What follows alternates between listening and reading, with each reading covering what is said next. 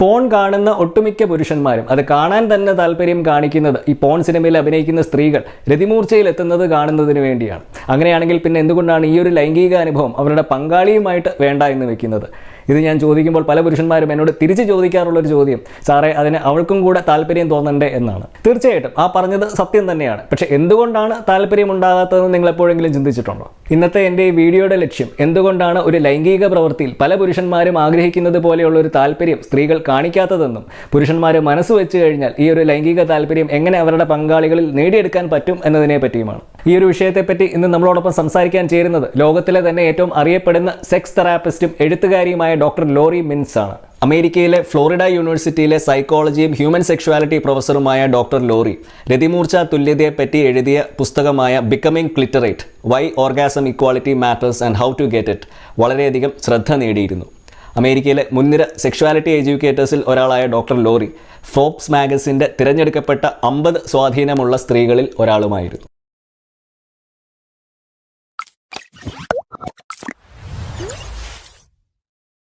നമസ്കാരം, എൻ്റെ പേര് സംഗീത് സെബാസ്റ്റ്യൻ. ഞാനൊരു സെക്ഷുവാലിറ്റി റൈറ്ററും സെക്സ് എഡ്യൂക്കേറ്ററുമാണ്.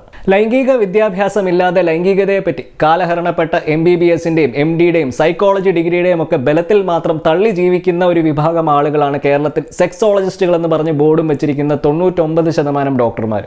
ഈ ഒരു വസ്തുത സ്വന്തം ജീവിതാനുഭവത്തിൽ നിന്ന് തിരിച്ചറിഞ്ഞതിന് ശേഷം തുടങ്ങിയ ഒരു പ്ലാറ്റ്ഫോമാണ് വിവോക്സ്. അതുകൊണ്ട് തന്നെയാണ് വിവോക്സ് കേരളത്തിലെയോ ഇന്ത്യയിലെയോ ഡോക്ടർമാരെ ഒന്നും ഇൻ്റർവ്യൂ ചെയ്യാതെ ഈ ഒരു വിഷയത്തിൽ ഇന്ന് ഏറ്റവും അധികം ഗവേഷണങ്ങൾ നടക്കുന്ന രാജ്യങ്ങളിലെ എക്സ്പേർട്സുകളുമായിട്ട് ഒരു സംഭാഷണം നടത്തുന്നത്.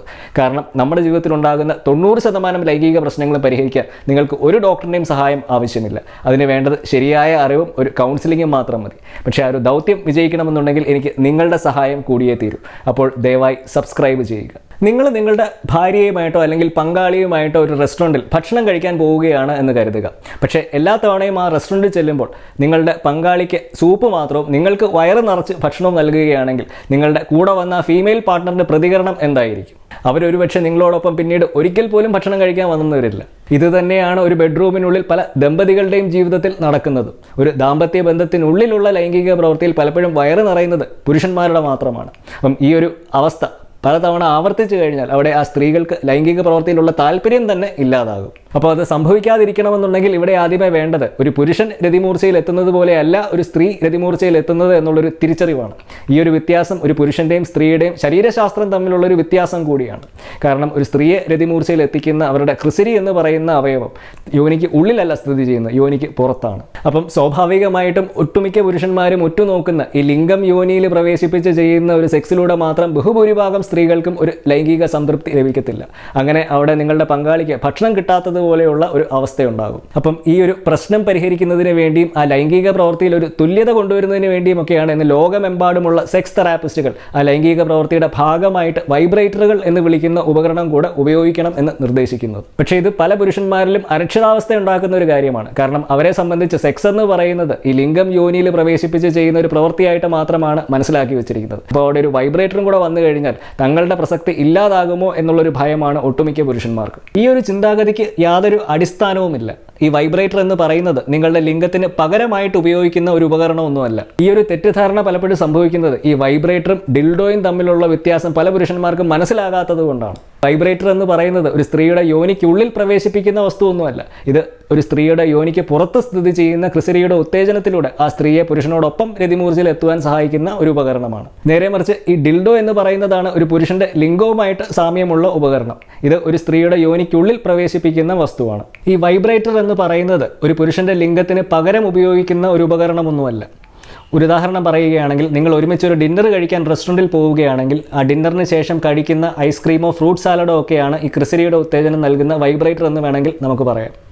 അങ്ങനെ വരുമ്പോൾ ഈ ലിംഗം യോനിയിൽ പ്രവേശിപ്പിച്ച് ചെയ്യുന്ന സെക്സ് എന്ന് പറയുന്നത് നമുക്ക് അതിന് മുമ്പ് കഴിക്കുന്ന ഭക്ഷണമായിട്ട് സങ്കല്പിക്കാം. അപ്പം ഒരു ഫുൾ കോഴ്സ് മീൽ അല്ലെങ്കിൽ ഒരു സമ്പൂർണ്ണ സംതൃപ്തി നൽകുന്ന ഭക്ഷണം എന്ന് പറയുന്നത് ഇത് രണ്ടും കൂടി ചേരുന്നതാണ്. അപ്പം ഒരു സ്ത്രീക്ക് സെക്സിൽ ഏർപ്പെടുമ്പോൾ ക്രിസരിയുടെ ഉത്തേജനം ലഭിക്കുന്നില്ല എന്നുണ്ടെങ്കിൽ അവിടെ അവർക്ക് ആ ഡിന്നറിന് ശേഷമുള്ള ഡിസേർട്ട് നിഷേധിക്കുന്നതിന് തുല്യമാണ്. അപ്പം അതുണ്ടാകാതിരിക്കുന്നതിന് വേണ്ടിയാണ് തൻ്റെ പങ്കാളിയുടെ സുഖത്തിനു കൂടെ പരിഗണന കൊടുക്കുന്ന ഒരു പുരുഷൻ ഒരു വൈബ്രേറ്റർ കൂടെ ആ ലൈംഗിക പ്രവൃത്തിയുടെ ഭാഗമായിട്ട് ഉൾപ്പെടുത്തണം എന്ന് പറയുന്നത്. ഈ വൈബ്രേറ്റർ സ്ഥിരമായിട്ട് ഉപയോഗിച്ച് കഴിഞ്ഞാൽ നിങ്ങളുടെ പങ്കാളിയുമായിട്ടുള്ള ഒരു ലൈംഗിക പ്രവൃത്തിയിലുള്ള താല്പര്യം കുറയുമെന്നും ക്രിസരിയുടെ വികാരം കുറയുമെന്നും നഷ്ടമാകുമെന്നും ഒക്കെ പറയുന്ന ചില ഡോക്ടർമാരുണ്ട്. ഇതിലെന്തെങ്കിലും വാസ്തവമുണ്ടോ?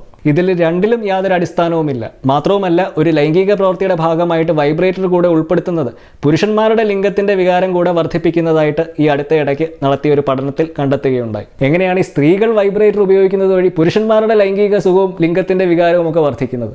ഇത് മനസ്സിലാക്കാൻ നിങ്ങൾ ഈ വൈബ്രേറ്റർ എങ്ങനെയാണ് പ്രവർത്തിക്കുന്നതെന്ന് അറിഞ്ഞിരിക്കേണ്ടത് കൂടെ വളരെ ആവശ്യമാണ്. ഈ വൈബ്രേറ്റർ പ്രവർത്തിക്കുന്നത് വൈബ്രേഷൻസ് അല്ലെങ്കിൽ പ്രകമ്പനങ്ങളിലൂടെയാണ്. ഒരു സ്ത്രീയുടെയും പുരുഷൻ്റെയും സ്വകാര്യ ഭാഗങ്ങളിൽ, അതായത് ഒരു സ്ത്രീയുടെ വൾവയിലും ക്രിസരിയിലും അതുപോലെ തന്നെ ഒരു പുരുഷൻ്റെ ലിംഗത്തിലുമൊക്കെ ഈ വൈബ്രേറ്റർ ഉണ്ടാക്കുന്ന പ്രകമ്പനങ്ങളോട് പ്രതികരിക്കുന്ന കോർപ്പസൽസ് എന്ന് വിളിക്കുന്ന ഒരേ നെർവ് എൻഡിങ്സുകളാണ് അടങ്ങിയിട്ടുള്ളത്. അപ്പം ഒരു സ്ത്രീ അവരുടെ വൾവയിലോ ക്രിസരിയിലോ ഒക്കെ വൈബ്രേറ്റർ ഉപയോഗിക്കുന്ന സമയത്ത് ലിംഗം അതിൻ്റെ അടുക്കൽ ഉണ്ടെങ്കിൽ ആ വൈബ്രേറ്റർ ഉണ്ടാക്കുന്ന തരംഗങ്ങൾ ആ പുരുഷൻ്റെ ലിംഗത്തിൽ അനുഭവപ്പെടുകയും അങ്ങനെ ആ ലിംഗത്തിന് കൂടെ ഒരു ഉത്തേജനം ലഭിക്കുകയും ചെയ്യും. ഇത് സയൻറ്റിഫിക്കായിട്ട് തെളിയിച്ചിട്ടുള്ള ഒരു കാര്യം കൂടിയാണ്. ആ പഠനത്തിൽ പങ്കെടുത്ത പുരുഷന്മാർ പറഞ്ഞ വേറൊരു കാര്യം, തങ്ങളുടെ പങ്കാളികൾ ബെഡ്റൂമിൽ വൈബ്രേറ്റർ ഉപയോഗിക്കുന്നത് കാണുന്നത് ഒരു പുതുമയുള്ള അനുഭവമായിരുന്നുവെന്നും അത് തങ്ങളുടെയും ലൈംഗിക സുഖം വർദ്ധിപ്പിച്ചു എന്നുമായിരുന്നു. സെക്സിൽ പഠനം നടത്തുന്ന ഗവേഷകരുടെ ഇടയിൽ പ്രചാരത്തിലുള്ള ഒരു കഥയുണ്ട്. ഈജിപ്തിലെ പഴയ രാജ്ഞിയായ ക്ലിയോപാട്ര സ്വയംഭോഗം ചെയ്തിരുന്നത് തേനീച്ചകളെ നിറച്ചുണ്ടാക്കിയ ഒരു വൈബ്രേറ്റർ ഉപയോഗിച്ചാണ് എന്നായിരുന്നു. ഇത് സത്യമാണോ അതോ വെറും കഥ മാത്രമായിരുന്നു എന്നുള്ളതിൽ ഇന്നും യാതൊരു വ്യക്തതയുമില്ല. പക്ഷേ ഒരു കാര്യം നമുക്ക് ഉറപ്പിച്ച് പറയാൻ പറ്റും, മനുഷ്യൻ ഈ ലൈംഗിക പ്രവൃത്തിയിൽ ഒരു സുഖമുണ്ട് എന്ന് തിരിച്ചറിഞ്ഞ കാലം മുതൽ തന്നെ വൈബ്രേറ്റർ പോലെയുള്ള വസ്തുക്കൾ ഉപയോഗിച്ചിരുന്നു എന്നുള്ള വസ്തുത. അപ്പോൾ ഒരു പുതിയ വീഡിയോയുമായിട്ട് നമുക്ക് വീണ്ടും കാണാം. So until next time, this is Sangeet Sebastian signing off for VVox. Just sex, no shame.